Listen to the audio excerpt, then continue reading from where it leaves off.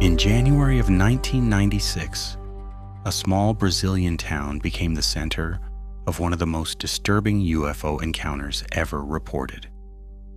Multiple witnesses, military lockdowns, a creature that wasn't human, and a soldier who touched something and died days later. This is the Varginha Incident, also known as Brazil's Roswell, and the case that to this day, authorities still refuse to explain. Varginha is a quiet town in southern Minas Gerais, Brazil.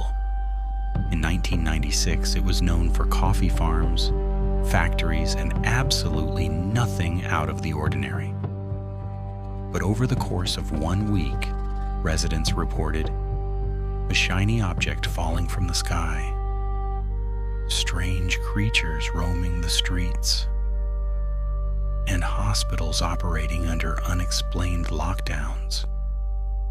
What began as just rumors would quickly spiral into one of the most credible mass witness alien encounters in modern history.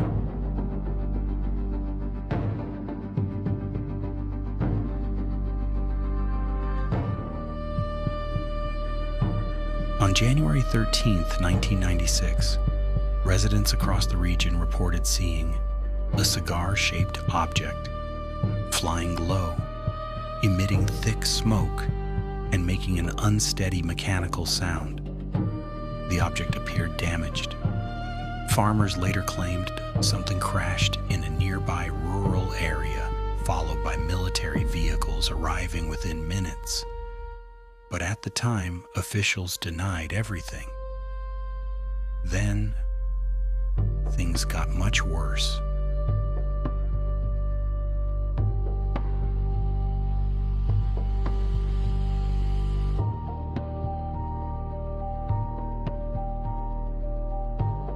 On January 20th, a week after the report started, 3 young women, Liliane, Katia, and Valkyria Silva, were walking home in broad daylight.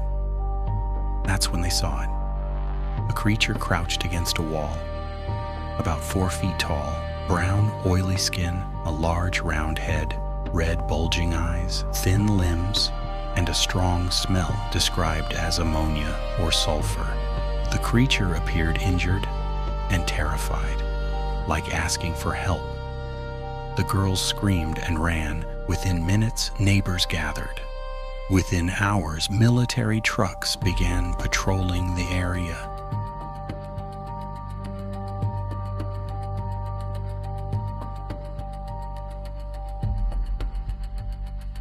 Eyewitnesses also reported army trucks with covered cargo, soldiers wearing gloves and masks, roads blocked without explanation, residents ordered indoors.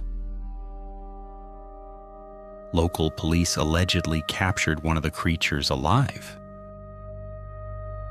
The being was being transported to a hospital under extreme secrecy. Local doctors later reported restricted access, military personnel controlling entire hospital wings, orders going around not to discuss what they saw. The official explanation? A mentally disabled man covered in mud. But locals knew that was a complete lie.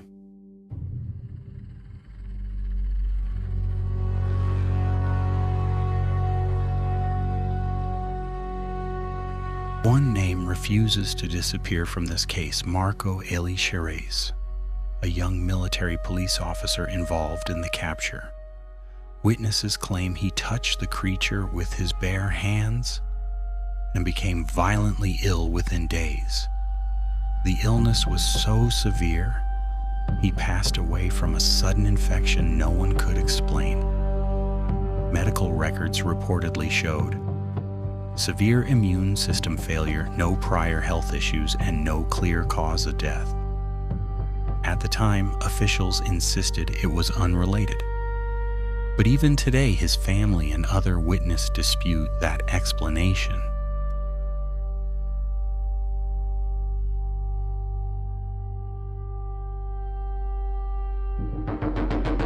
Soon after, witnesses were silenced and media stories disappeared.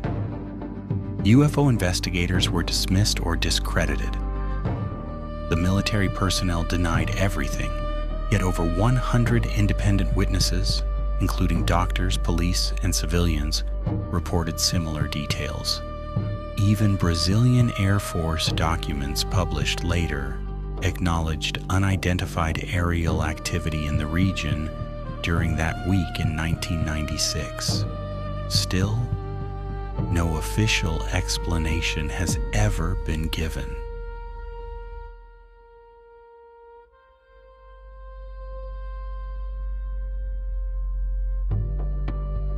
There are only a few possibilities. Mass hallucination involving dozens of trained professionals, a secret military experiment gone wrong, or an extraterrestrial crash and a cover-up? The most disturbing part? If it was an alien encounter, this wasn't a powerful invader. It was injured, scared, and hunted. For nearly 30 years, the Varginha Incident was dismissed, mocked, quietly erased. But that silence is breaking. New, very reputable witnesses have begun speaking out. Medical staff, who were once threatened, are now confirming details they were ordered to forget. And documents that were never meant to leave locked rooms are finally surfacing. What they describe doesn't contradict the original story, it confirms it. The creature or creatures weren't a myth.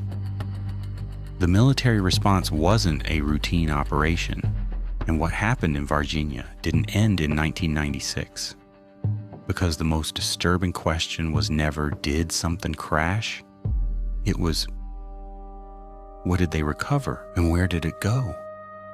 Now in 2026, this case is being reopened and investigated, and what's coming next may finally explain why the truth was hidden for so long. If the Varginha Incident is fake, it's one of the most elaborate hoaxes ever carried out by civilians, doctors, and the military. And if it's real, then something crashed in Brazil in 1996, and we were never meant to know. What do you think really happened in Varginha?